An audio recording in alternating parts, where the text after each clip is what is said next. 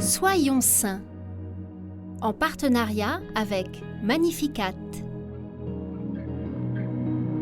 Nous souhaitons une belle fête aux Abel, Abélard et Marie-Neige.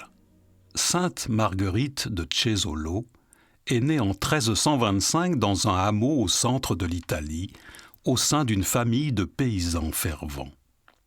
À l'âge de 15 ans, Marguerite fait paître ses moutons lorsque Jésus lui apparaît sous les traits d'un pauvre mendiant.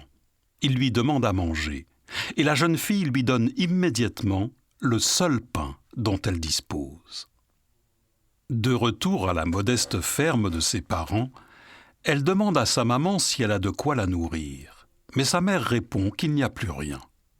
Marguerite lui demande de vérifier, et lorsqu'elle ouvre la huche, habituellement vide, elle constate avec stupéfaction qu'elle regorge de pain qui va pouvoir satisfaire aussi bien la famille que les pauvres du quartier.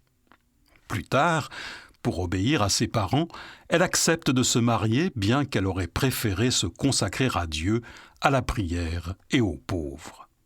Elle devient une épouse attentive et dévouée, qui s'occupe avec tendresse de sa petite fille. Devenue veuve, elle change radicalement de vie et se consacre tout entière au Seigneur. Marchant désormais pieds nus dans les rues de la ville, elle s'adonne à la prière, s'inflige de rudes pénitences, couche sur un lit de brindilles avec une pierre pour oreiller et se met au service des pauvres dont elle partage le sort. À cette époque, de nombreux vagabonds parcourent les rues, conséquence de guerres qui ont entraîné inévitablement dans leur sillage de grandes épidémies et des famines. Lorsque Marguerite, que tous surnomment la pieds nus, tombe à son tour malade, sa fille la veille fidèlement jusqu'à son dernier soupir.